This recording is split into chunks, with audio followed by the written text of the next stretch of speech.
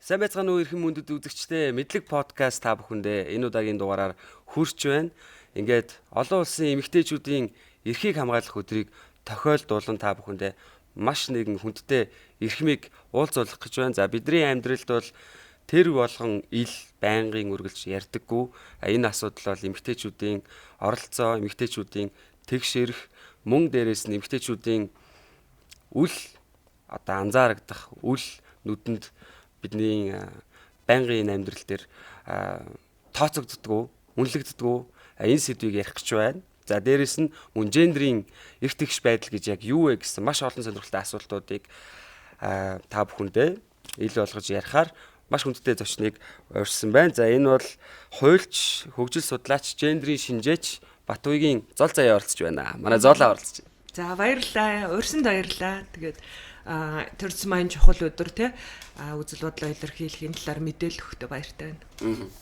За манай подкастэнд урьж оролцож байгаад баярлалаа. Манай мэдлэг подкаст маань TM телевизээр танин мэдхүү соён гэгэрэл нийгэмдээ чиглэсэн бас сонирхолтой сэдвүүдийг хөндөж үзэгчдээ бас ингэж гоё хуваалцаж те бидний бас заавал тодорхой хэмжээнд тэр хэлэх ёстой сигнал болж байгаа ийм подкаст ба. Тийм дээрээс нь одоо энэ өнөөдөр хоёул бас сонирхолтой сэдвийг тийм ээ чөлөөтэй ярилцлага хэлбэрээр хүргэе гэж бодож байгаа. Яа тэгвэл эмэгтэйчүүдийн оролцоо тий. Дээрээс нь эмэгтэйчүүдийн одоо үнгүүдүүлсэн энэ зүйл байдаг шүү дээ. Тэр бол одоо жишээ нь за өглөө босоод хүүхдээ сургуульд нь хүргэж өгөх, гэрийн ажил хийх, хүүхдээ харах, асрах, халамжлах. За энэ бол яг ажил гэж бол ингээд тооцогддгоо бид нар зүгээр л нэг юм хөвшгөл болсон. За имэл эмэгтэй хүн имэл байх хэрэгтэй шүү дээ. Гэдэг зүйлийг бид нар одоо сигнал болгож л хүмүүст хүргэе гэж би ботсон. За ажил төрөл сайн. Тийм одоо ер нь бол иргэний нийгэм төрөмс агуулга байнгын одоо өөрсдөө их ажилтаа байдаг. Дээр нь нэмээд энэ 3 дугаар сар бол хамгийн одоо ачаал өндөр те одоо улс орон даяараа байгууллагууд бүгдээрээ одоо Мартин 8 гэж нэрлэдгээр энэ эмэгтэйчүүдийн эрхийн энэ олон улсын өдрийг тэмдэглэдэг учраас энэ сэдвээр бас бүгдээрээ анхаарал тавьдаг учраас нэлээд завгүй сар үргэлжилж байна. Ачаалтай байх тийм ээ. Тэр манай Зол заяа бол хүний эрх одоо эмэгтэйчүүдийн оролцоо, гендрийн эрх тэгш байдал гэдэг энэ олон сэдвүүдийг маш олон жил бас хөндөж, олон салбараар дамжуулж хөндөж ирсэн ийм эрх мөндөд зочин байж байгаа. За тэгвэл би эхний асуултаа ингэж эхлэе гэж бодож байна. За эмэгтэйчүүдийн үнэгүй хийдэг гэрийн ажил гэж яриад байна. За энэ яг юу юм бэ? Тий. Ерөнхийдөө одоо эмэгтэйчүүдийн эрхийн, гендрийн олон асуудлууд байгаа тий. Энэ жил одоо миний онцолж байгаа, бидний бас онцолж байгаа нэг сэдв бол асархан эдийн засаг гэдэг ойлголт байгаа. Англиар care economy тий. Маш энгийнээр бол бидний өдөр бүр хийдэг одоо асархан энэ ажил талаар тий. За юу гэхээр хүүхэд харах, хүүхэд өсгөх, одоо хооллох, унтлах, хөгжлийн бэрхшээлтэй хүн асарах тий. Хөгшин настай хүн асарах, гэр орон цэвэрлэх, одоо гэр орны хоол хүнс цуглуулах энэ бүх ажил маань ерөөсөө бидний амьдралын амин чухал нэг хэсэг гэж байгаа. Одоо бид нар ковидын үед анзаарлаа л та тэр зэсмэ дэлхийд даяар илүү одоо дэлхийн анзаарсан зүйл бол маш олон үйл ажиллагаа зогссон сургууль одоо юу гэдэг нь тий албан тушаал ажил одоо entertainment бүгд зогссон ирнэ нэг зүйл огт зогсохгүй бол асархгүй. Яа тэгвэл бид нар энэ хорвоо дээр 9 цагаасаа эхлээд хин нэгний асрамж халамжид түшгэлжиж хүн болдог тий. Өнөөдөр энд хин ч одоо хин нэгнээр асруулаагүйгээр ингээд том болоод хүн болцсон байхгүй. Дээр нь энэ хорвоогоос явах хүртэл одоо богино хугацаанд юм уу урт хугацаанд өвдөх, хавдах, одоо юу гэдэг хөгжлийн бэрхшээлтэй болох, эсвэл одоо хөгшрөх гэд энэ асрамж халамж бол ерөөсөө амьдралын гол цөм гэдэг. Гэтэл энэ чухал ажлыг эмэгтэйчүүдийн нуруунд дээр үрүүлчихэл бид нар одоо яваад байдаг тий. За бас нөгөө талаас энэ асрамж халамж одоо бол бидний бас бие биендээ илэрхийлдэг хайрын харилцааны нэг хэлбэр. Гэхдээ энэ начаалаасаа итрээд ирэхээр маш олон сөрөг үр дагавар бий болно гэж аахгүй нэг хүн дээр тий. Зөвхөн эмэгтэй учраас л энийг хийгээд байна гэдэг. Энэ маань өөрөө анцлаг нь энэ ажил бол өдөр бүр давтагддаг тий. Дээр нь үнэлгээгүй. Дараа нь дээр нь зөвхөн бие махбод юм сэтгэл зүйн ачаал бий болгочдөг. Одоо юу гэдэг гэр дотроо зөвхөн ингээд биеэр хүн амьтаа хооллохоос гадна одоо дэлгүүрээс юу авах вүлээ, хиний эмнэлгийн цагийг хизээ авах вүлээ, цэцэрлэгийнхэн төлбөр хизээвэ тий. Сөөхий мөнгө өглөө энэ болгон чинь дараа нь дээр нь дахиад одоо хэрвээ нөхөр нь оролцоо багтаа бол нөхрийн одоо маргааш юу өмсөх нөгөөдөр юу өмсөх гэдэг юм уу энэ болгоныг бодож байгаа чи зөвхөн бие махбодын хөтөлбөр дээр нэмээд сэтгэл зүй ачаал. За нэмээд энэ маань байнгын асаргаатай гэр бүлийн гишүүнтэй бол хөгжлийн бэрхшээлтэй хүн, хөгшин настай хүн, эсвэл нялх хүүхэдтэй бол бүр нэмэгдэнэ 24 цаг тий. За нэлээд одоо дэлхийг түгшүүлсэн, дэлхийг одоо бас цочирдуулж байгаа нэг одоо сүйд үйл явдал болсон. Энэ маань гадны улс оронд байнгын асаргаатай буюу хүн хэлбэрийн аутизмтай хүүхэдтэй ганц бие ээж үнэхээр ингээд асаргаанаасаа тэр одоо асаргаагаа дийлэхгүй ядраад амнасаа алдчихж байгаа байхгүй. Тийм үү. Тэгэхээр энэ ачаал нь одоо тэр хүн чинь ганцаараа 24 цаг одоо хүн дэлбэрийн аутизмтай асаргаатай хүүхдээ асарч байгаад биеийн дэлгүй ядаргаанаас болоод бие нь маш муудаад насарч байгаа. Тэгэхээр энэ бол бас Монгол зөндөл байгаа кейсүүд те. Гэтэл энэ талаар одоо зөвхөн ярилцахгүй ийм онцлогтой гэр бүлүүд байгааг авч хэлцэхгүй цөөнх байлаа гэдэг тэдний дуу хоолойг сонсохгүй энэ асаргааны энэ ажил хөдөлмөрийг зөвхөн гэр бүлд тэр цэм эмэгтэйчүүдийн нуруунд дээр цаашдаа өрөөлөд явж болохгүй гэсэн тийм дэлхийд даяар. За дээр нь энэ дээр мэдээж асуудал нэлээд том ч гэсэн маш товчхон ингээд хэлвэл энэ бол асархан энэ хөдөлмөр бол ерөөсөө л амьдралын цөм юм. Энийг асархан эдийн засаг болгосноор маш их илүү олон эерэг үр дагавар гарна гэж байна. Наазах нь гэр бүл дотор хуваалцах хуваарлах тий. Дараа нь дээр нь хувийн хвшил байгууллага компани хэрвээ ажилтнуудынхаа асархан ачааллыг хуваалцвал ажилтны бүтээмж нэмэгдэнэ гинэ.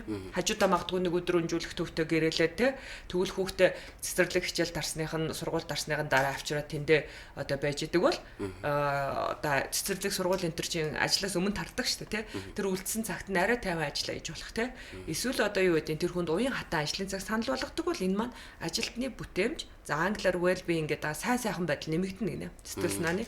Тэгэхгүй бол одоогийн нөхцөлд бол за цэцэрлэг тарлаа гэдэг тэгэн гуч ингээл нэг дэвхэлзэл эхлэн штэ тэ одоо яах вэ гээл тэ.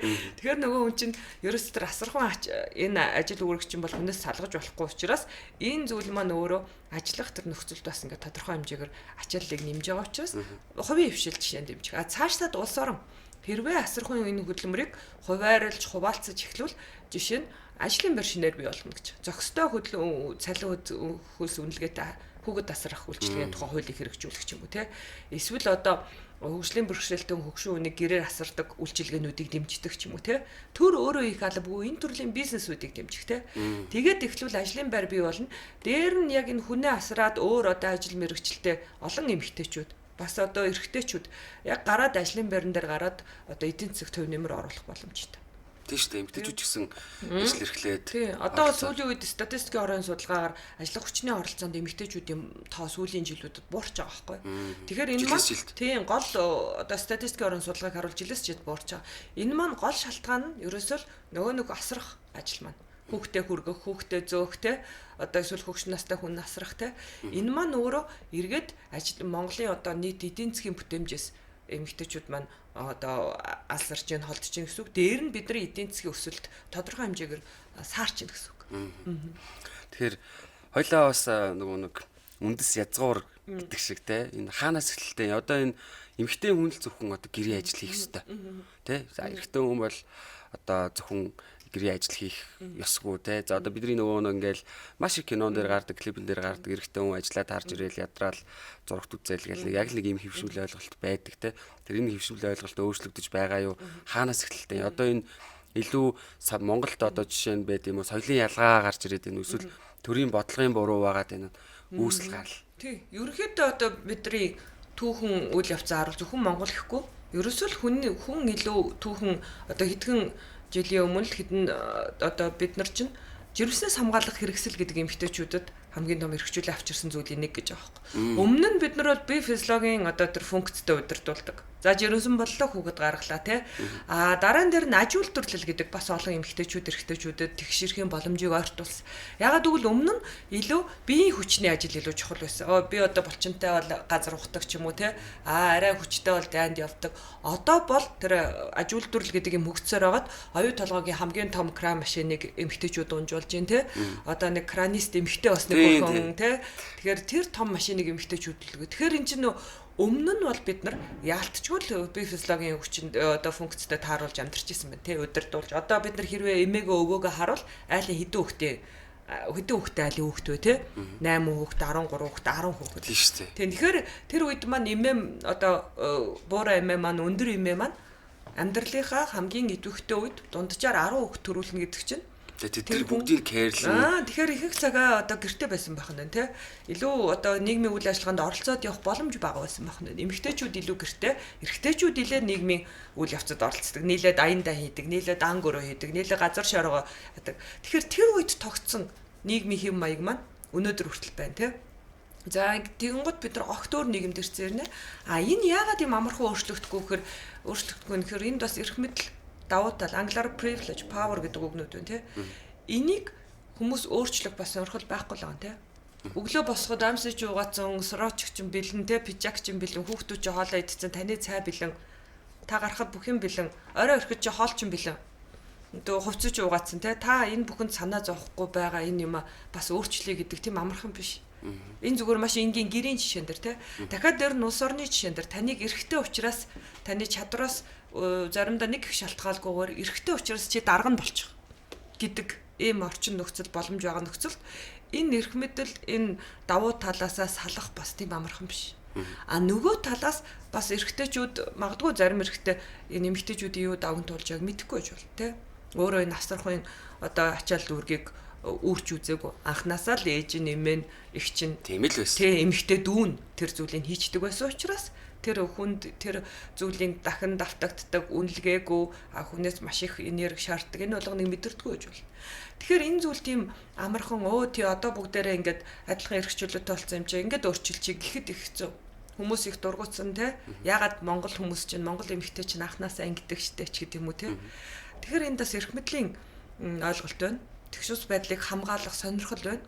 Бүх төвшөнд бизнес тий улс төр эдийн засаг урлаг эсвэл одоо гэр бүлд яагаад гэвэл таны төрсөн хүүс дээр чинь суурлаад танд давуу тал илүү боломж олгогдоод байгаа бол та магадгүй тэрийг өөрөө мэдлэлтэйгээр мэдлгүйгээр хിവэр нь байлгахыг хүснэ.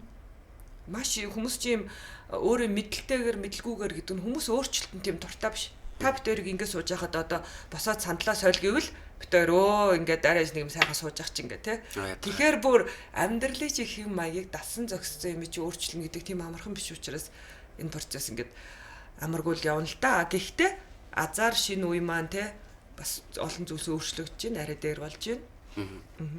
Би бас сонирхож асуумаар байна. Яагаад гэвэл одоо нэг voice тийм ээ. Одоо энэ нэг хүн юмны ингээд дуу хоолой гэдэг зүйл аягүй чухал. Эффект өгөн тийм ээ. Үр дүн гарна. Яагаад гэвэл одоо жишээ нь олуулсан эмэгтэйчүүдийг хамгаалах одоо эрхийг хамгаалах өдөр гэдэг чинь өөрөө бас яг л олон эмэгтэйчүүд нийлж байгаа л дуу хоолойгоо тий ингэж хүргэж тий одоо өнөөдөр энэ сэдвийг ярилцдаг. Маш олон оронд одоо жишээ нь Францад бол одоо энэ өдрийг баярлах гэхээсээ илүүтэй тэмцлийн хэлбэрийн хурал цуглаан хийдэг. Хоорондоо семинар ярилцдаг, сэдвээ хөнгөдөг, маш их жигсаал болдог. Маш их жигсаал болдог. 3 сарын 8-нд гадаач эмэгтэйчүүд янз янзаар те жигсч одоо өөрсдийнхөө дуу хоолой хүргэж идэг. За тэгвэл манай зоолоо маань яагаад одоо энэ эмэгтэйчүүдийн оролцоо нэмэгдэх ёстой, яагаад ингэж гендерийг ярьдیں, яагаад хүний эрх гэж ярьдیں. Би бас одоо энэ подкастыг дамжуул асуумаар. Тэгээ ерөнхийдөө одоо итгэл үнэмшил те энэ маань би ч хуульч эрх зүйчрд өгсөн. За тэгээд ингээд хүний эрхийг илүү судлах тусам за дахиад гендер яагаад бид нар энэ үндсэн хуулийн дээр эрэмгүй ижил одоо ажил тэнцүү гэж бичсээр нэ хэрэгждэггүй ингээд те. Тэгээд ингээд судлах тусам л илүү энэ тэгшүүс байдлыг илүү харж байгаа те. За анх бол илүү гендерийн эрх тэгш байдал бол эмэгтэйчүүдийн эрхийг эрхтэр одоо анх дуу хоолой нь эхэлсэн бол одоо бол зөвхөн эмэгтэйчүүд бас оролцохгүй тий. Эрхтэйчүүд өөр бусад одоо гурдагч хүсд өөрөө илэрхийлж байгаа хүмүүс тий. Маш өргөөрэй. Дээр нь эрхтэйчүүд их төлгөө оролцох болсон. Ягаад гэвэл түрүүн бидний хэлж байгаа шилэн эрхтэйчүүд энэ тогтолцоонд одоо ингээд зарим талаар давуу тал идлээ яваад байгаа ч гэсэн маш олон эрхтэйчүүд бас өөрөө мэдлгүйгээр энэ тогтолцоонд хохирч байгаа. Эр хүн чи юм байх хэвээр тий эмэгтэй хүн түрүү асрах ажиллаа гэх хэвээр хүүхдээ асрах хэвээр care хийх хэвээр эрэгтэй хүн чи мөнгө олох хэвээр мөнгөгүй бол чи хинч биш ч гэдэг юм уу тий энэ агуулгууд маш хүчтэй явж байгаа тэрс мө сошиал медиа сүүлийн үед тий за одоо инфлюенсер гэсэн хүмүүс байна монголынх байна гадных байна тий Эндрю Тейт ч гэдэг юм өөр олон хүмүүс тэгэхээр энэ маань өөрөө ерөөс эр хүнийг бас нэг хөвшмөл ойлголт эр хүн чи мөнгөтэй байх хэвээр эсвэл чи хинч биш эр хүн чи ойлгосгүй эр хүн чи одоо хад шиг чулуу шиг тэнгэр шиг мод шиг тий уул шиг байх хэвээр энэ зүйлс хэр их одоо мэдрэмж байдгийг би мэдэхгүй байна. А хүнд бол байгаа тий. Гэтэл эрэгтэй хүнийг сэтгэл зүйн мэдрэмжүүдээ илэрхийлэхийг зөвшөөрдөггүй. Мөнгөний машин гэж хардаг. Хатуу одоо чанга мэдрэмжгүй байх ёстой юм шиг үздэг энэ нийгэм чи эрэгтэйчүүдэд бас халдаа байгаа байхгүй. Тэгэхээр эрэгтэйчүүд ч гэсэн энийг ойлгоод дээр нь хэрвээ энэ нийгэмд хоёулаа ижил үнцэнтэй мэдрэгдээд одоо тэрийг үнэлэгдэж чадвал эрэгтэйд ч гэсэн эмэгтэйд ч гэсэн энэ ээлтэй гэдгийг мэдэрсэн эрэгтэйчүүд бол энийг дэмжиж явж байгаа. Ялцчгүй одоогийн тогтолцоо бол эрэгтэйг магадгүй одоо янз бүр одоо түрүүний хэлж байгаа эрэгтэйчүүдийн давуу талыг эзэлж байгаа ч гэсэн бүх эрэгтэйчүүд биш. Та хаана байна гэдгээс те илүү нийгмийн статус өндөр эрх мэдлийн хувьд илүү одоо эдийн засгийн хувьд илүү чадвартай тэр эрэгтэйд энэ нийгэм бүтлээрээ үйлчилж иж магадгүй. Маш олон эрэгтэйд чи мөнгөгүй болж хинч биш те. Чи азгүй амтаа адгийн амтан гэсэн мэдрэмжийг энэ контентуудын юмнууд өгч байгаа те. Зөвхөн тэр инфлюенсер биш одоо реклам сурчилгаа энэ цаг одоо үнэтэй цаг эр хүний бэлэгдэл те энэ одоо картын хэрэглээ жинхэнэ эр хүний мөн чанарч гэдэг юм уу те энэ бүх зүйл бас тэр тусмаа одоо энэ өсвөр насны хүүгүүдэд бол энэ зүйл маш их дарамтгаж байгаа. За бид нар тэр adolescence гэдэг кино энэ төр дээр харж байгаа те энэ сошиал медиа хүүхдүүдийн хоорондоо харилцаж байгаа энэ хэрхэн нөлөөлөл хүүгүүдэд ямар хортой тусаж байгаа те тэгэхээр бол гендерийн эрхийн асуудал бол эрэгтэй эмэгтэй гэдгээс үл шалтгаалan энийг нэг илүү наривчлаад бодоод үзвэл те өөр дээрээ бодоод үзвэл за хажууд байгаа эрэгтэйтэй эмэгтэйтэй ярилцаад үзвэл чамаг эрэгтэй гэж чамаг эмэгтэй гэд ямар одоо шагалдууд ирж ийн хүсэлтүүд ирж ийн хүлээлтүүд ирж ийн гэд яриад үзүүлэл одоо зөндөө юм гарч ирж байгаа юм. Тэг хүүгүүдэд одоо чи эр хүн бол одоо өстой булчинтай ах хэвээр одоо ингээл өсвөр насандаа турхаа биетэй хүү ээж болно те. Гэхдээ ер нь дараа насандаа ч тийм байж болно одоо насанд хүрсэн. Тэгэхэд ингээд чи заавал ийм байх хэвээр тийм байх хэвээр гэдэг. Энэ ойлголтууд ч бүгдээрээ л энэ гендерийн хөвшмөл ойлголттой холбоотой. За гендер гэж хоёлаа ярьж эхэлж байна тийм үү? Тэгэхээр Монголд бол гендерийн тухай хууль байдаг. За энэ Монголд ер нь хэр хэрэгждэг ер нь? Гендерийн эрхтгч байдлын тухай хууль гэж байгаа. Хууль уул нь хэрэгжээд ирвэл уул нь бас бид нар тий алхам урагшлах. Гэтэл энэ маань үнийн эрэг дээр хэрэгжих хангалттай хэрэгжилт байхгүй. За тэр цэма эн чинь хууль хэрэгжинэ гэдэг чинь тэрэн дээр төсөв хөтөлбөр хэрэгтэй тий. Тэрнээс биш ингээд хууль хэрэгжиж бичээд тавьснараа шууд хэрэгжчихвгүй. Дээр нь энийг удирдлагын илүү манлайллын төвшөний дээр багцмал үлгэрлэж үзүүлэх хэрэгтэй. Гэтэл үнийн эрэг дээр засгийн газрыг гишүүд томиллоо гэдэг одоо ингээр бол сайтууд томиллоо гэхэд гендерийн хуулиндаа доор хаяж 20% нь одоо нөгөө аль нэг хүйсийн заавал байх ёстой. Хэрвээ ингээд 100% нэг хүйсийн сайд нар байж болохгүй нэ гэх тээ. Тэгэхэд энэ хувьдаа жишээ нь хүрэхгүй л байгаа байхгүй. Тэгэхээр энэ тэр төвшөндөө гендерийн хуулиар хэрэгжүүлэхгүй байхаар чинь өөр бусад дараагийн төвшөнд хэрэгжүүлэхэд хэцүү болчихж байгаа байхгүй. Тэгэхээр манлайлалын төвшөндөө энийг хэрэгжүүлэх хэрэгтэй тий. Тэгэхээр энэ одоо улс төрийн хүсэл эрмэлзэл амлалт гэдэг юм их чухал байна л да тий. Манайхан ч одоо манай улс чинь амлаа л байна. Тий гаднаас төрцмаа нөгөө нэг ингээл одоо том хөтөлбөрүүдийн хүрээнд хэрэгжүүлнэ гээл тий. Одоо доктортой хөгжлийн зорилтын төр дээр гендер мендерт хүрнэ гээл том төсөл хөтөлбөр мөнгө аван дэмжлэг. Тэгсэн хэрнээ яг хэрэгжүүлэх болохоор хангалттай хэрэгжүүлэхгүй л байгаа тий. За тэгвэл ер нь бол хангалттай хэрэгжихгүй байна л гэсэн үг юм байна шүү дээ. Мэдээж одоо 0 бол биш. Тодорхой хэмжээнд явж байна. Гэхдээ бол ингээд тэр цэма түрүүний тэр шийдвэр гаргах өндөр түвшинд үлгэрлэл болох газараа бүр хангалттай биш байгаа байхгүй. За тэгэхээр гендер гэж яриад байна. Аюу их гендер гэж яриад байна. Тэгэхээр гендер гэдэг нь одоо тодорхойлолт нь ч юм уу те одоо эрэгтэй эмэгтэй хүмүүсийн хүүсийн тэгш харилцаа ч юм уу те юу гэж тайлбарлах гэдэг. Дээрээс нь яг юу гэсэн үг юм бэ? Одоо ингээл маш олон хүмүүс ингээл асууж байгаа бахтай. За ер нь бүгд адилхан байлгах гэдэг юм уу? Юу гэсэн үг юм одоо энэ чинь байглаасаа цаанаасаа чи эмэгтэй хүн чинь хүүхэд төрүүлэн те. За тэгэл хүүхдээ асарна, хүүхдийг эсвэл асруулахгүй гэдэг юм уу? Энэ эрэгтэй эмэгтэй хүний тэгш харилцаа гэж яг юу хэлээд байгаа юм бэ гэд. Хойлоо тайлбарж өгье л те. Тэг энгийнээр бол одоо хүйс гэдэг бол илүү биологийн ойлголт тий одоо эрэгтэй хүний бие махбод нөхөрч хүн тогтолцоо эмэгтэй хүний бие махбод нөхөрч хүн тогтолцоо хүйс гэдэг ойлголт. Гендер гэдэг бол илүү нийгмийн ойлголт. За эрэгтэй эм чинь ийм байх хэвээр. Эмэгтэй эм чинь тийм байх хэвээр гэсэн. Нийгмийн хүйсч гэж хэлдэг тий. Энгийнээр бол одоо эрэгтэй хүн эмэгтэй хүнтэй холбоотой нийгэмд хүлээж авч байгаа хүлээлт одоо хүсэлт эсвэл шаардлагууд тэрнтэй холбоотой ойлголт.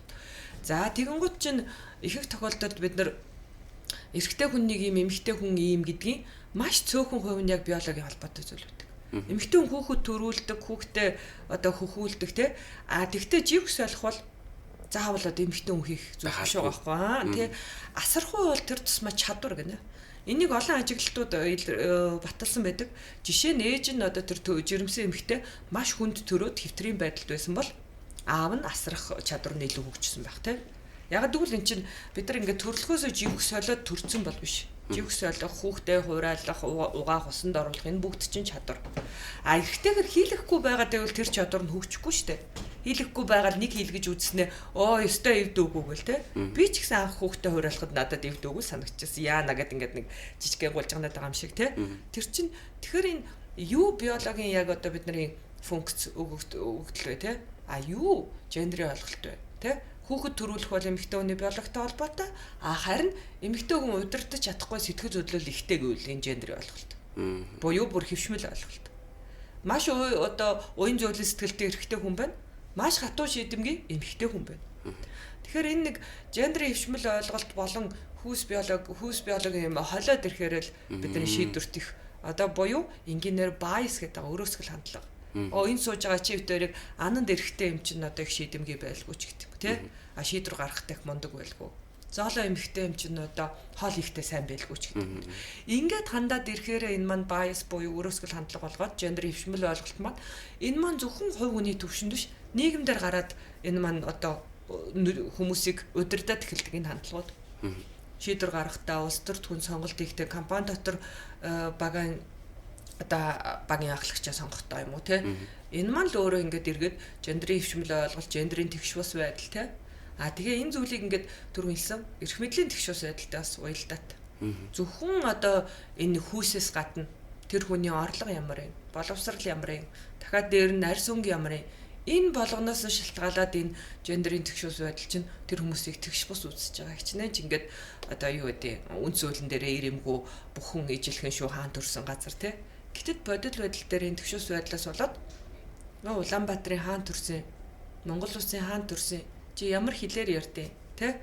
Чи хэр их орлоготой, хэр их боловсралтай гэдгээс чи шалтгаалаад нийгэм тэгш бус үзхийг л одоо байс гэдэг юм, тэ? Тэгэхээр би бас нэг сонир зүйл анзаарч ирсэн. Тэгээд одоо юу гэдэг эрэгтэй хүн яг үнэ одоо энэ ийм л байх ёстой гэсэн нэг хөвшмөл ойлголт байгаа шүү дээ. Одоо жишээ Францад би явж ирсэн байхгүй. Тэр чинь манай ангийн нэг залуу тэр ч одоо аль Узбекистан билүү Киргиз билүү та. Франц охинтой болцож. Болцоонд урьж. За тэгээд хаалгаар ингээ ороход нь хаалгын онгоолгоод өччих. Тэгсэн чинь нөгөө охин эмэгтэй чи уурлаад такси цугаа яваад гисэн баг. Тэгээ маргааш үгийн хичээл дээрээ сууж цагтаа нар орж ирээд.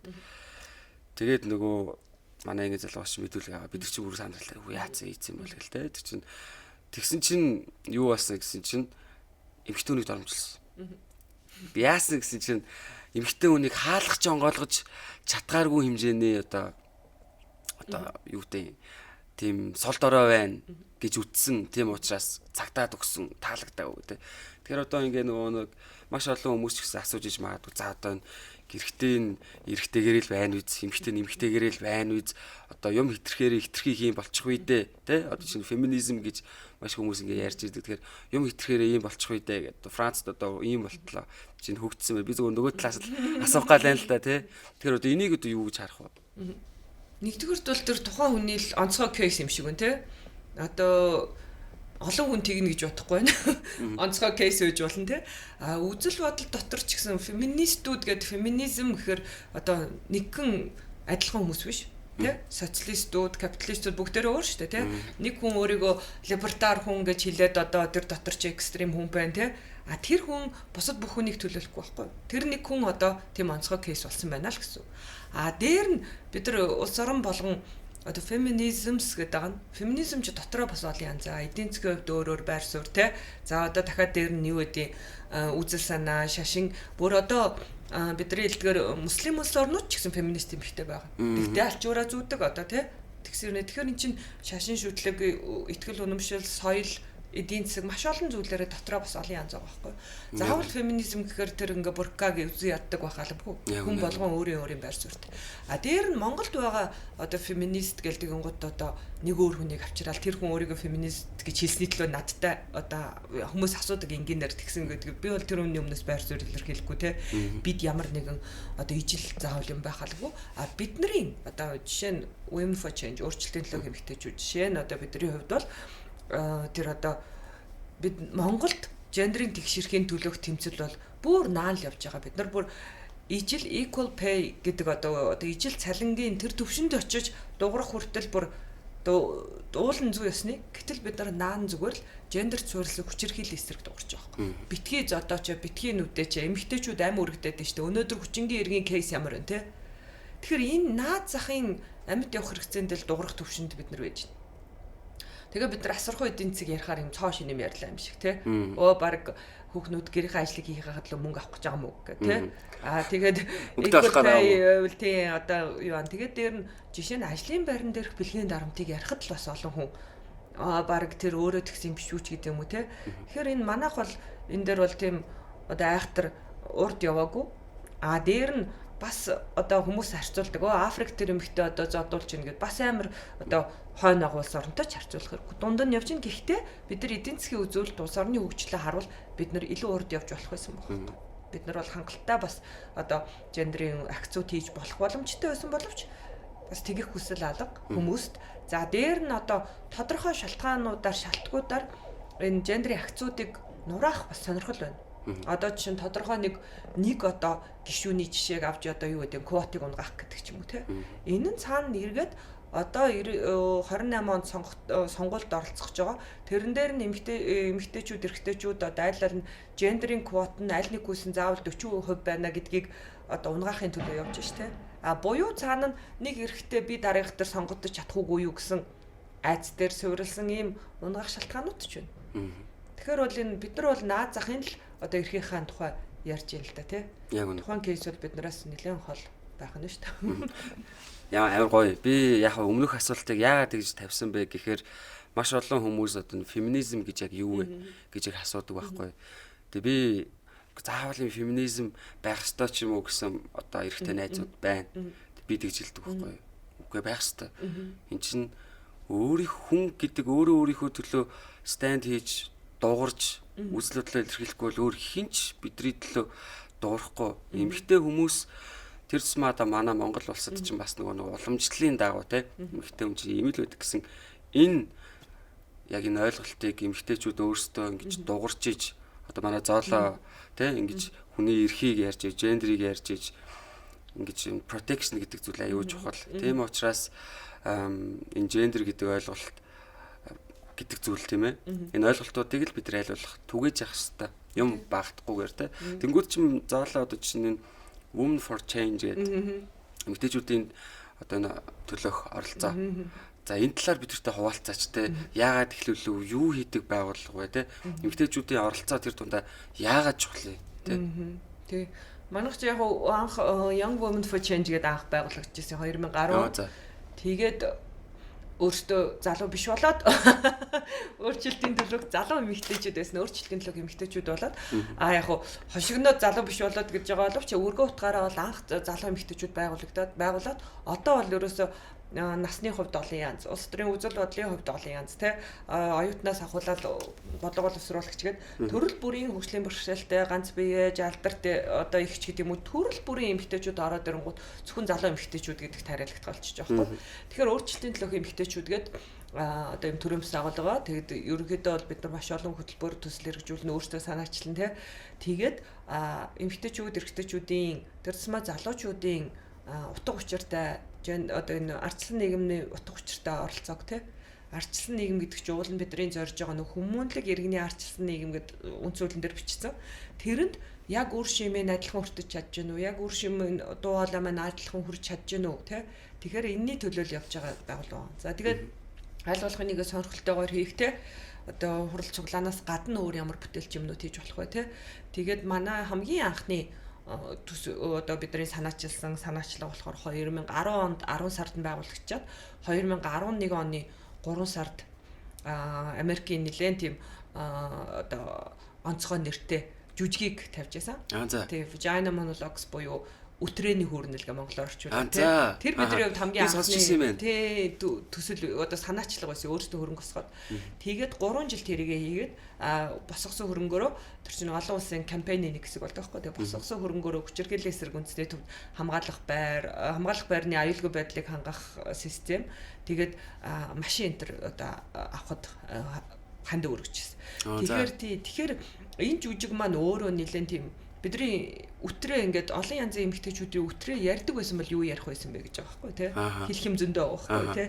Тэгэхээр тэр жүжиг биднэрт ер нь нэлээд юм галзуу юмнаас эхэлж байгаа шүү. Түүнээс хойш юу ч галзуу биш санагдах байсан гэ тий. 2000 хэдэн он гэсэн бэ? 2011 он тий. 2011 он. Тэгээ тэр үед чинь ингээд өтрээний хүүрнэл гээд харангууд нийгэм яаж хүлээж авч ийсэн. Тэгэл тэр үедээ бол хүмүүс дандаа ингэж хэлсэн бас нөгөө нэг тэр үед эхэндээ ингээл одоо мундаг хүмүүстэй уулзсангууд би бол ойлгож байна. Гэхдээ монголчууд болоогүй ч гэдэг юм уу те. Үнэн ирэг дээрээ тийм байгаагүй. Хүний storytelling буюу түүх ингээд ярилцахаар хүмүүс холбогдож байгаа байхгүй те. Тэгэд айгүй болон бас эрэгтэй хүмүүс айгүй эротик жүжиг байна гэж ирж үзсэн гинэ. Тэгсэн чи тийм байгаагүй харамсаа те. Тэр ямар жүжиг байсан? Тийм хамаагүй тийм яг л ээжигээ эхчигээ эхнэрийг илүү ойлгоё гэвэл тэр жүжигийг үзвэл баг илүү ойлгох байхгүй тий. Яг бол эмэгтэй хүн яг юу хүсээд байд юм бэ? Яахаар гонигтай байгаа? Яахаар тий таата мэдрэмж төрүүлдэг тий? Яахаар ингээд дормжлогдсон мэдрэмж төрүүлдэг ингээд тэр олон түүхүүд бүгдээрээ харуулж байгаа. Тэгээ энэ жүжиг бол нэлээд хүчтэй жүжиг. Тэгээд тэрнээс бас бидний сурсан зүйл бол урлагаар дамжуулж хүмүүстэй бас айгүй холбогдох юм байна тий. Юм болгон чи юм факт, баримт, тоо хүний тарих руу юм чивдэр холбоос үүсгэх гэж байгаа байхгүй. Харин нөгөө түүх хөрнөх тий. Нэг хүний түүхээр нэг одоо бодит хүний болсон явдлаар илүү холбогддог учраас урлаг бол маш хүчтэй хэл юм аа. Тэрнээс хойш бид нар зөндөл олон төрлийн төсөл хөтөлбөрүүд хэрэгжүүлж байгаа урлагаар дамжуулан. Нэг зүйл нь урлаг гэхээр заавал одоо суйшиг төгссөн хүмүүс биш юм аа. Урлаг гэдэг чинь өргөн урааний аматюр тий. Хүн өөрийгөө л тухайн мөчөдийн мэдэрч байгаа мэдрэмжээ илэрхийлж байгаа тэр хэлбэр нь одоо аматюр буюу энгийн хүн урлаг үлдэж болж байгаа байхгүй тий. Тэрнийг тухайн хүн бас одоо хүлээж авахтаа заавал ингээл урлаг гэдэг чинь юм алтан тайз гэж юм гээд мэргэжлийн урлаг гэж байгаа. Бас одоо хүмүүсийн тий одоо арт түмний тийм өөрсдийн хүний урлаг гэж байна тий. За одоо тэг хамгийн сүүлийн тэрнтэй холбоотой миний бас санаачилсан эхлүүлсэн юм бол нөө Big Sisters гэдэг stand-up comedy. Манай залуучаас комедиан болсон байгаа тий. Тэр маань бас л яг урлагаар дамжуулж яаж дуу хоолойг илэрхийлэх вэ те.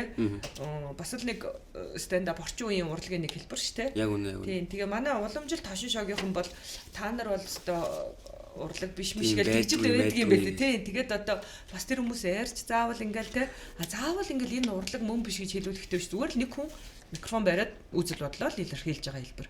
Тэрийг заавал урлаг мөн биш ч гэдэг юм уу. Тэр яриа бол 106 дахь яриа байхгүй.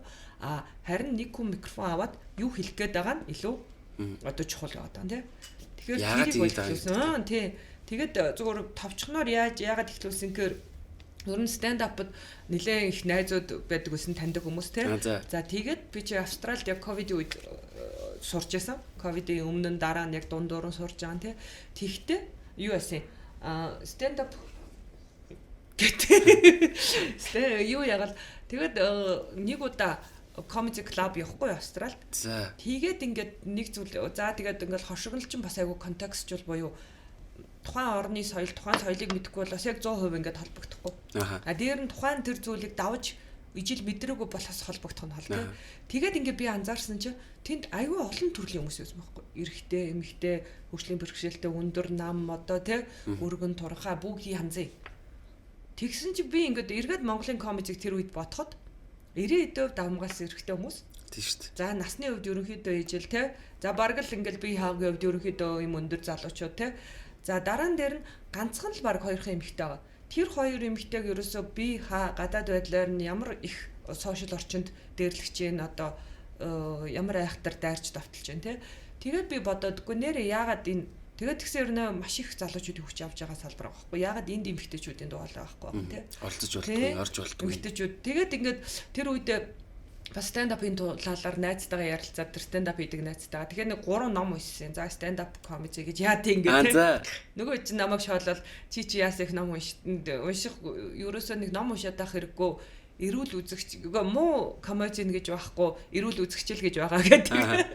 Тэгээд ном уншичаад тэгээд ирээд Монголд ирсэн. Төгсөөд ирээд тэгчээд open mic гэд болдог comedy club-уудад тэрэн дээр очисон чи аюу мундаг залуу хүмүүс байж байгаа байхгүй. Тэгсэн хэрнээ тэнд 3 жилээс ирнэ хизээч comedy club сонгогдоогүй. Тэр comedy club-ууд ч сонгоно штэ тий. Чи манад орооч гэх тий.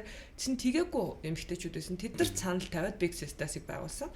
Тэгээд маш олон анх зүгээр эмэгтэйчүүд эхэлж исэн бол тий. Бүгдээрээ залуу эмэгтэйчүүд эхэлж исэн бол сүүлд нь олон хүүхдтэй ээж байгаа, ганц бие ээж байгаа, тэрэгцэртэй эмэгтэйч байна тий. Бүр Япон эмэгтэй байх жишээ нэ тий. Тэгэхээр ингээд маш өргөн олон янзын. Тэгээ хамгийн сүүлд нь яг тэлхэд тэр Австралид бас нэг зүйл анзаарсан. Хүн тэр номон дээр ч бичсэн байсан. Хүн юун дээр их хинээдэг вэ гэсэн нэг зүйл нь өөрт нь тохиолдсон тэр адилхан мэдрэмжтэй зүйл гэж байгаа байхгүй. Гэтэл өмнө бид нар эрчүүдийн түүхийг сонсч байсан. Эрчүүдийн инээдтэй түүх. Одоо тэгэхэд ээж болоод ээж байхын инээдтэй зүйл юу юм те? Бас гонигтай бөгөөд инээдтэй. Хөгүүлэгтэй холбоотой юу юм те? Энийг ингээд бас эмэгтэйчүүд сонсоод инээх аюул чухал байхгүй. Тэрээс дандаа эрчүүдийн түүхэн дээр инээж явах аль бүгэ гэ те? Тэгэхээр тэр бас аюул юу. Тэгээ цаашаа яриул айгүй юм байна. Тэгээ ингэ тавьчихсан. Би тэрийг айгүй гоё олзуурч байна. Яг үгүйсэн чи би анх танаа комеди тоглолтыг очиж үзсэн шүү дээ. Тэгээ яагаад очиж үзсэн гэсэн чинь манай нэг найз үүддэг байхгүй юу? Яасан чинь Америкт бас олон жил ингээд амьдарч агаад Монголдо хүрээд ирсэн. Тэгсэн чинь үгүй энд нэмэгтэйчүүд ингээд ийм comedy club байгуулсан хоорондоо ярьж инээлтэд байна те. Очиж үзмээр нь яагаад гэсэн чинь би уулна ингээд амар найзууд дундаа ингээд амар инээдтэй фаны байхгүй юу да амар хөвгөлтэй гэж боддог. Гэхдээ Монголд болохоор эрэгтэй үнийг л амар хөвгөлтэй гэж боддог. Тэгсэн чинь эмэгтэй хүмүүс ч гэсэн ингээд ийм хөвгөлтэй саркастик байж болдог, өгөөдөж болдог, ёгтлж болдог, болсон зүйлээ инээдтэй байдлаар хүргэж болдог ингээ юм байгаа юм байна. Хойлоо очиж үзье. Тэгээ очиж үзчихсэн баг. Тэгээ очиж баахан инээж илаа. Тэгээд гарч ирэнгүүтээ амар гоё байна гэд яасан гэсэн чинь айгу хантай мэдрэмж авлаа. Гэт. Тэгээд comedy club ингээ оролдож үзье гэ. Тэгээ цаашаа Франц руу явцсан байхгүй. Тэгээ тийм болохоор эмэгтэйчүүд ч гэсэн нөгөө нэг салбар дээр хүч үзэж болдгийн жишээг харуулж аюу гой дуу хоолойг хүргэж оролцсон тийм жишээ шүү. Би бол баяр хүргэмээрээ та хэд бас. Чи бас аюу зөрөг. Тэгээ зөвхөн эмэгтэйчүүдээс эхэлжсэн бол одоо нөгөө queer хүн мөнгөл ингээд илүү баяжаал илүү тэлээд байгаа байхгүй тий.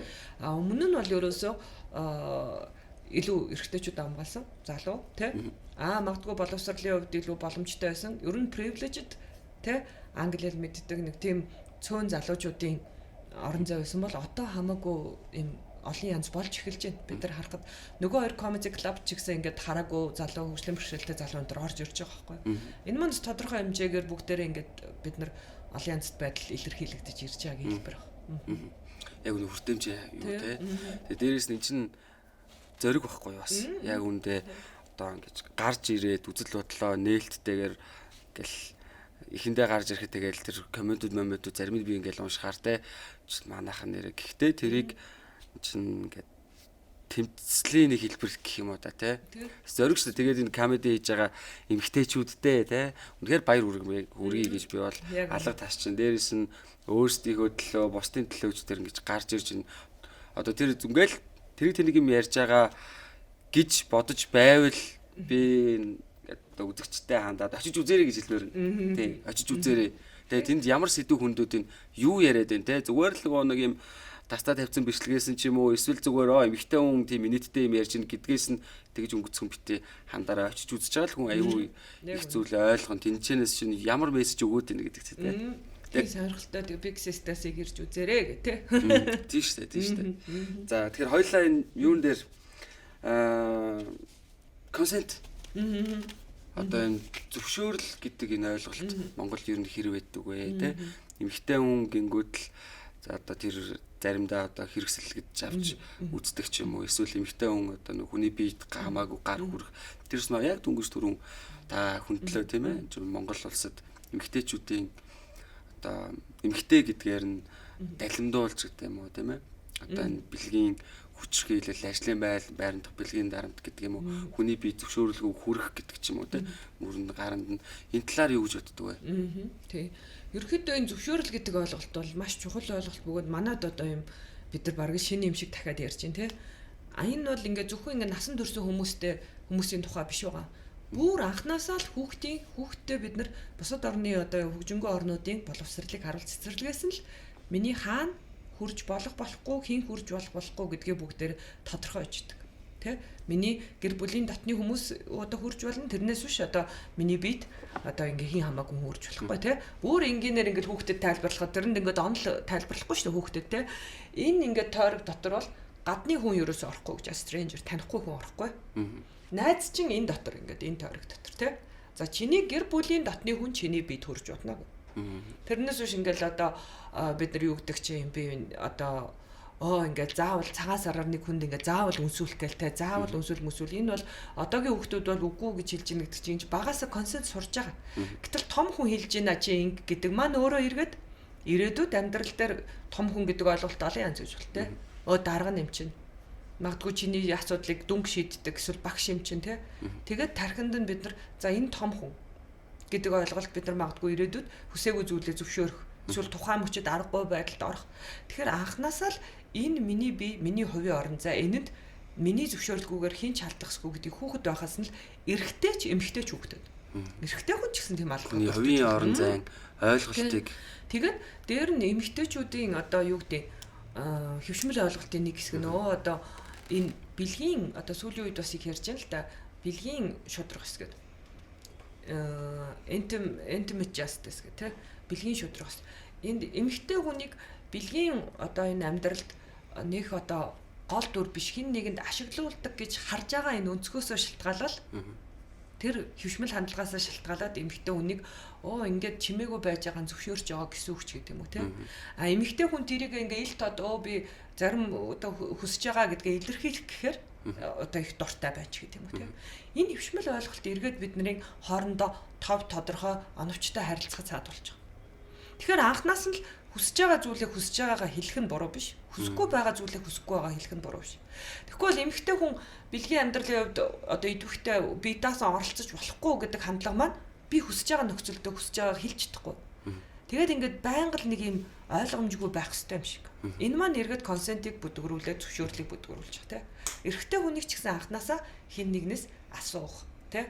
Одоо ер нь бол ингээд биднэрт л айгүй тийм гадаадын хүндий сонсогдож байгаа боловч яг ингээ бэлгийн боловсролыг бусад хөгжингөө орны хүний эрхийг дээдлж байгаа орны бэлгийн боловсролыг харахад хос хоёр секси харилцаанд одоо орж байгаа тохиолдолд үйлдэл болгоно нь консент чухал гэж байгаа байхгүй. Та үнсэлцгийг хүсэж магадгүй. Гэхдээ яг бэлгийн харилцаанд хорцол үлдэхийг хүсэхгүй гэж бол. А гэтэл ингээ зүгээр үнсэлцсэнийг чи анханаас үнсэлцсэн биш дээ гэдэг юм байхгүй те. Бүр гэрлэгсдийн дотор ч гэсэн тэр хүнтэй гэрэлсэн гэдэг нь бүх цаг үед бэлгийн харилцаанд орохыг зөвшөөрнө гэсэн үг шээ. Зөвшөөрөхгүй өдрүүд байж болно. Гэх мэтчлэн энэ бэлгийн боловсрол чинь маш өргөн хүрээний ойлголт. А дээр нь энэ эрх мэдэл эйженси буюу өөрийгөө мэдэх хүч айгуу чухал. Тэрийг бид нар багаас нь судлах чухал. Хүүхдэд том үний өөдөөс заримдаа үгүй гэж хэлхийг хүсэхгүй байгаа зүйлийг хүсэхгүй байна гэж хашгирахыг. Тэгэхгүй анхнаас нь л ингээл том үний өөдөөс дуурдаггүй, ингэдэггүй, тэгдэггүй гэсээр хагаад яг нөгөө нэг өөрийгөө хамгаалах тэр мөчөд зүгээр нэг бэлгийн боловсролын хичээл биш. Дотоод хүчний тухай, өөртөө итгэх, итгэлийн тухай те өөрийгөө хамгаалах нь буруу биш ээ гэдэг тухай ойлголттой илүү гүнзгий байгаа байхгүй. Тэгэхээр дахиад эрх мэдлийн тухай. Энэ зүйлс чинь нэг одоо сүүлийн үед ярьж байна л да. Gender sensitive буюу гендерийн мэдрэмжтэй хангалттай. Power sensitive буюу эрх мэдлийн мэдрэмж чухал.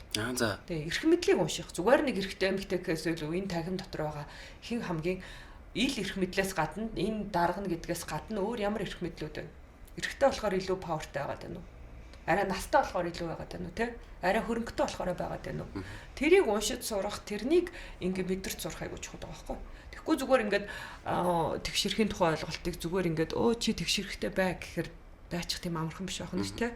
Гэртээ очиод ч гэсэн асархан ажиллаа би хийхгүй гэд хэлвэл магадгүй заримдаа тэр хүн хүчрхийлүүлж магадгүй шүү, те? Тэгэхээр энэ цаанаа бол маш эрх мэдлийн тэгшүүс байдалтай холбоотой асуудал байна. Маш чухал сэдв. Тэгээд дуугүй байх.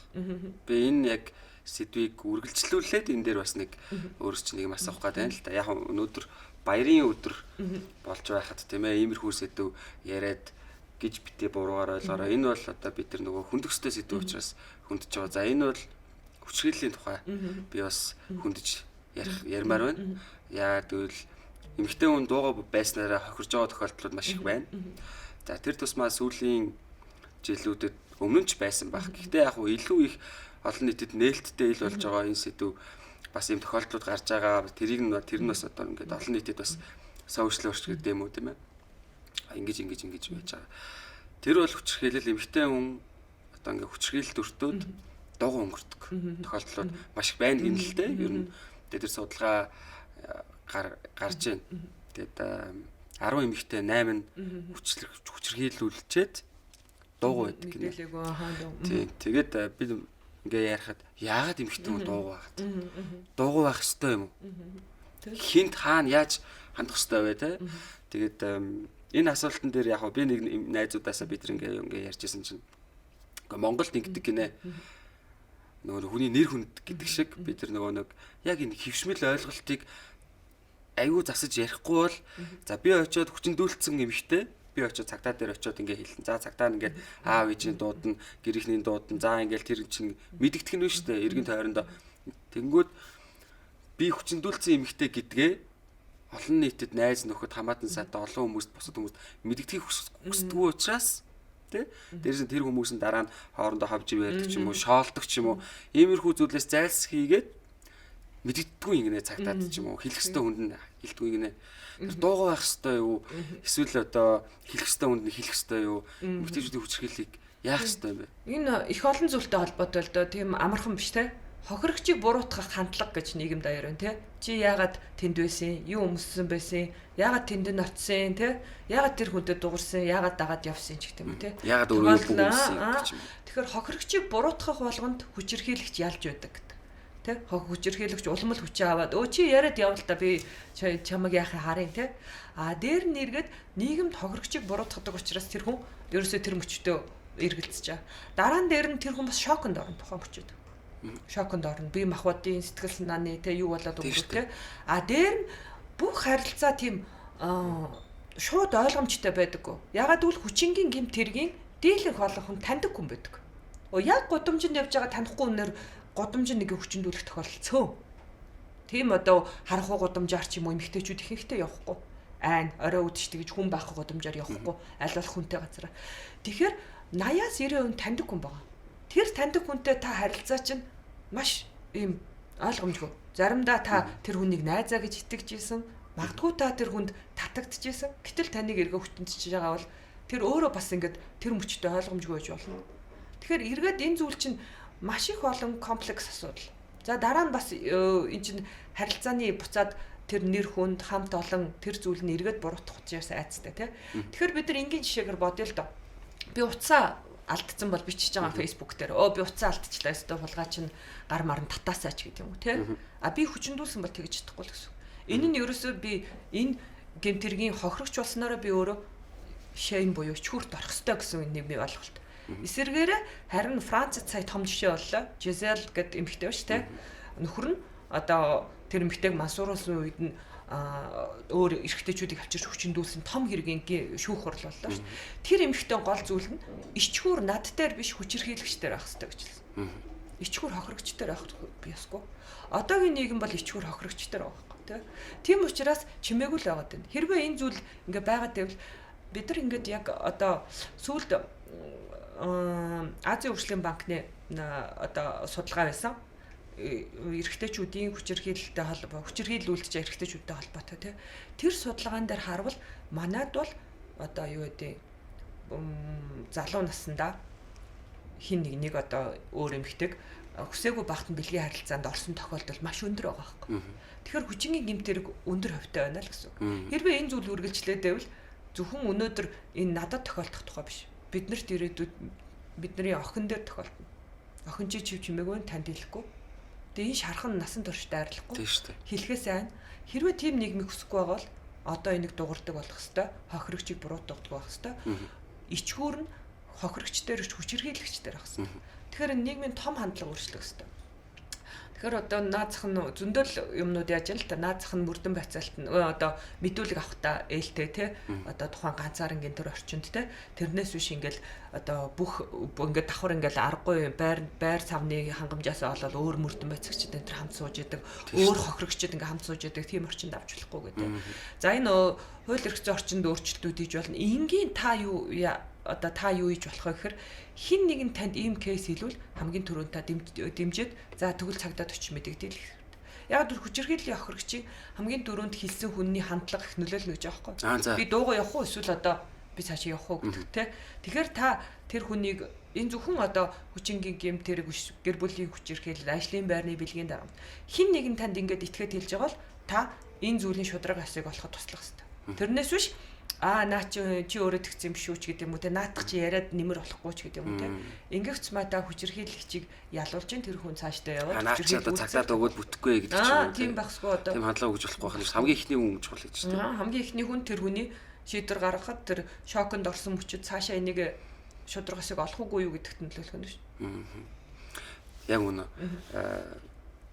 Тэр ичгүүр хүчирхийлэгчдэр очих хэвээр. Тэгээд тэр эмэгтэй бол Франц эмэгтэй бол настай ахмад насны эмэгтэй түүхийг өөрчилнө гэдэг ч аахгүй. Тэгэхээр хүчирхийлэл дүрцсэн хүмүүс зөрг орж эхэлчих те. Өмнө нь бол тийм хүмүүсийн нэрийг нууцлаад ингээл дууг байгаа л те. Нэрийг нууцлж болно. Гэхдээ өөрөө гарч ирэхсэн тохиолдолд гарч ирэх хэрэгтэй байхгүй те. Ягаад Монголч гэсэн сайн кейсүүд гарч ирлээ. Тэгээ тэр хүнийг зөрөгтэй байгаад нь дэмжих хэрэгтэй. Тэрнээс ийм одоо нэр төрийг гутаадаг хохирогчийг буруутгах нэг нийгэмд зүгээр нэг энийг ингэчий гэд хүн тийм ярьж чадахгүй. Үнэхээр л болсон тохиолдолд ихэнхдээ ярьдаг.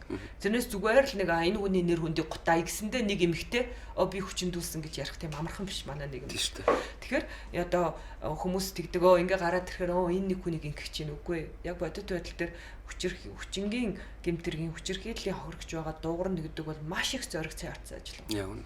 Маш их зориг.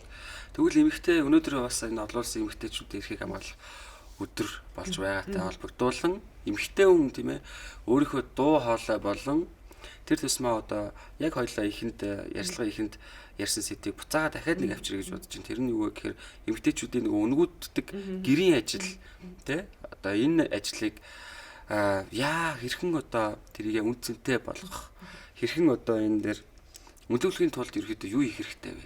Юу гэж бодож байна? Ерөнхийдөө олон улсын зарчмууд яваад байгаа. Нэгдүгээр recognize буюу 5R гэдэг байгаа байхгүй юу? За. Олж харах, хүлээн зөвшөөрөх. Хөөе энэ чи ажил байд юм байна. Хүний 24 цагаас авд юм байна. Эний чи хийхийн тулд бие махбод сэтгэл санааны ачаал болт юм байна тий. Ягаад гэвэл өнөөдөр статистикийн орооны судалгаагаар эмэгтэйчүүд 4 цаг 26 минут өдөрт Монгол эмэгтэй, эрэгтэй хүн 2 цаг 10 минут хөлсгөө хөдөлмөр эрхэлдэг гэдэг байгаа байхгүй юу? Хөлсгөө асархан хөдөлмөр. Тэгэхээр эмэгтэй хүнийг энэ ажлаа хийгээрээгээд 24 цаг дээр нь илүү 2 цаг оноогоогүй шүү дээ. Яг л ижлэгээ 24 цаг. Тэгэхээр энэ хүн энэ 4 цаг 26 минутын энэ ажил маань хүнээс бие махбод сэтгэл зүйн ачаалал авдаг ажил юм байна гэдгийг хүлээн зөвшөөрөх. Тэгэхгүй одоо ингээл эмэгтэй хүн чинь энд айгүй дуртай хийгээд байдаг. Дуртай хийх өдрүүд байж болно. Гэхдээ өдөр болго энийг хийгээд тахаар чи миний үнэт цагаас авч яана л гэсэн үг. Тэр цэма одоо сүүлийн үеийн гаргасан хүмүүсийн турш ажиглалтаар гаргасан зүйл бол хүн ямар нэгэн зүйлээ 100000 цаг хийхдээ тэр зүйлд мастер болно гэдэг шүү дээ. Тэгэхээр цаг гэдэг чинь маш үнэтэй байна шүү дээ. Тэ? Таны охины цаг үнэтэй, таны хүүгийн цаг үнэтэй, таны цаг үнэтэй. Та охиноо одоо ирээдүйд аяг тавг угаагчдын дэлхийн уралдаан ч юм уу те гэр бүл цэвэрлэгчдийн олимпичгүй одоо гэр цэвэрлэгчдийн шал угаагчдын одоо бүсийн тэмцээнд оруулах гаагүй бол тэр зүйлд нь ингээ цагийг өргөх тохиромжгүй л гэсэн. Харин Харвардын судалгаа хийсэн санаж байна. Тохирох насандаа тохирох гэрийн ажил хийсэн эрэгтэй эмэгтэй айлч хүүхэд амьдралын одоо насан туршийн цагтаа амжилт гаргах нь илүү байдаг гэдэг байгаа байхгүй. Тэгэхээр тэр ажлыг эрэгтэй эмэгтэй хүүхдээ тохирох насанд нь тохирохсон хэмжээгээр тэнцүү хуваарлах нь илүү мэдрэмжтэй сонголт болох нь шүү дээ. Өөрөө ч гэсэн бид нар юун цаг зараад байна тэр эмэгтэйчүүд хамгийн мундаг сайн угаалгын нунтгийг мэддэг төрөөгүй. Угаагаад байгаа болохоор л мэддэг. Эрэгтэй хүн улс төрийн талаар нийгэм эдийн засгийн талаар төрлөختөө их мэдлэгтэй төрдөггүй. Орж ирэл мэдээ үзэл суугаад байвал би ч гэсэн мэдлэгтэй болж болно шүү дээ. Энэ улс төрийн нам инглээ те. Бидний ерөөсөө нууц жор байхгүй. Бид нар юу игээд байна бид нар тэр. Бид нар гэрээ цэвэрлээд левел гэрээ цэвэрлэхдээ сайн болно. Бид нар мэдээ үзэл хүмүүстэй network хийгээд байвал тэрэндээ сайн болно. Би цөмийн физик судлаад байвал цөмийн физиктэй сайн болно. Гендер хийгээд байвал гендерийн ажилдаа сайн болно. Тэрнээс биш ичид байхгүй нөхцөл цаг гэдэг чинь ямар үнэтэй юм бэ? Энэ цагаа бид нар үнэлгээгүй энэ хөлсгүй асар хөдөлмөрт эмхтэй учраас илүү их цагаар зарах тохиромжгүй. Тэгэхээр энийг аль болох энэ ажил байна гэдэг нь хүлээн зөвшөөрөх. Дараа нь reduce гэж байгаа. Энийг бууруулах ямар шинэ технологи байж болох вэ те? Бууруулах ямар зүйлс байж болох вэ? За тэр redistribute гэж байгаа. Энэ маань болохоор илүү олон хүнд илүү хуваарлна. Зөвхөн гэр бүл дотроо биш, хувийн хөвшилч гэсэн, улс орон ч гэсэн энэс хуваалцах хэрэгтэй гэх те. За тэгээд ингээд юунууд мартчихсан шүү дээ. Хамтлагийн маань representation аа. За цаг маань өгч байгаа болохоор асуух зүйлүүдтэй айгүй их байна. Тэгэхээр одоо цаашдаа одоо хамт амьдрах залуу хосуудад хандаж ямар зөвлөгөө өгөх вэ? Тэгээ ер нь тэгээд одоо энэ ачаага эдийн засгийн ачаагаа ч гэсэн хамт өрөх хэрэгтэй. Тэгэхгүй ихтэй мөнгө уурал мөнгө ингээл те. Тэгтээ энэ бол одоо тийм болох ингээл мэдээж ингээл асархуй ажиллах хуваалцж ингээл маха хоёроо очоод хоёр хэрчих тухай биш те. Эсвэл одоо яг ингээл болзоон дээр ингээл 50% мөнгө өгөх мөх. Энд чинь амьдрал чинь нюанстай шүү дээ те. Тэнцвэртэй байх тухай те. Магадгүй одоо гэрийнхээ ажлыг ачааллыг ингэж тэнцүү байрлна гэдэг чинь ингээд нэг мэдрэмжтэйгээр тухайар байх юм те. Одоо нэг нь хоолоо ичдэг бол нөгөөх нь аяг тавгаа гачдаг ч юм уу те. Болзоонд явж байгаа бол нэг нь кинонд өнөөдөр даасан бол маргааш нөгөөх нь даадаг ч юм уу те.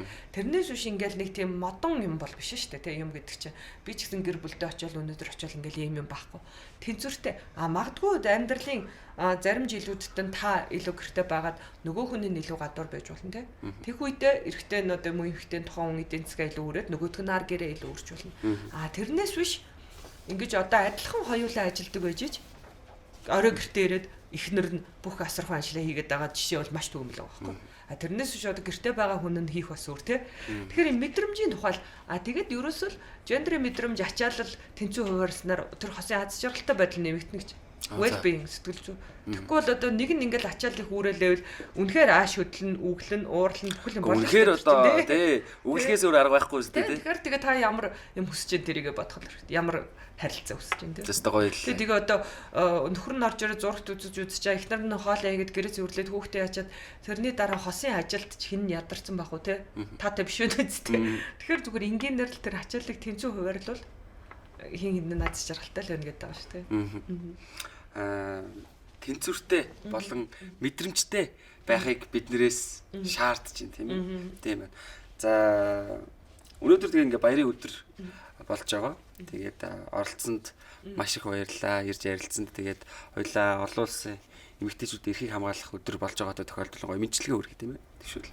Тий одоо ерөөсөө бүгдээрээ энэ өдрийг ингээ нэг зөвхөн баяр гэж тэмдэглээ зогсохгүй те. Тухайн орчиндөө яаж хүн бүрт ээлтэй тийм орчныг үүсгэх вэ? Ажлын байр бол те одоо ажлын байранд байгаа хүмүүстэй ээлтэй гэр бүл дотроо тэгвэл яаж ээлтэй те яаж ажиллаа мэдрэмжтэй хуваалцах хуваарлах вэ те за тэгээ улс орны хувьд яаж одоо бодлогын түвшинд илүү ахицтай хүнд ээлтэй нийгмийг бий болгох вэ гэдэг рүү л анхаарч чиглүүлсэн тийм өдрүүд байгаасаа тийм сарууд байгаасаа л гэж хүсэж байна. За маш их баярлалаа ярилцсанд баярлалаа. За энэ одоо нөгөө дуу хоолойг тийм ээ улам ингэж гаргаасаа гэж би өөрт чинь одоо ерөөл хүсэж чинь яг хувь хүнийхээ зүгээс болон нэвтрүүлэхээ баг хамт олонны зүгээс яа тэгвэл эмэгтэй олон эмэгтэй хүмүүс өөрт чинь бас их баярлж байгаа бах гэж итгэж байна. Тэгээд олон эмэгтэйчүүдийн дуу хоолой байсаар байгаараа гэж одоо ерөөмөр байна. Амжилт хүсье зоолоо да. Баярлалаа. Бүгдэнд баярлалаа. За маш их баярлалаа. Ингээд мэдлэг подкастынхаа энэ удаагийн дугаараар та бүхэнд 3 дугаар сарын 8-ны за олон улсын эмэгтэйчүүдийн эрхийг хамгаалах өдрийг тохиолдуулан эмэгтэй хүний дуу хоолой бас хүчтэй байх ёстой. Мөн дээрээс нь эмэгтэй хүний гэрийн ажил бол боолын ажил биш. Энэ бол үнгүүдэх үн цэнгүй байх гэсэн ойлголт биш юм. Бид нар дээрээс нь нийгмийн эмэгтэй хүний талаарх тавигддаг хэвшмэл ойлголтыг багч гисэн бид нар засаж ярьж хилцэж тийм ээ одоо бүгдээрээ хилцэл буруугүй гэдэг шиг ингэж бид нар ил болгож тавьж байгаамаа тэр болгоо ярьдгүй асуудлыг ингээд мэдлэг подкастын энэ удаагийн дугаараар зол заяа оролцож бидэнд гендер эрх тэгш байдал маш олон сонирхолтой зүйлүүдийг хуваалцлаа та бүхэн сайн баярлалаа дараагийн дугаараар уулзцгаая мэдлэг подкаст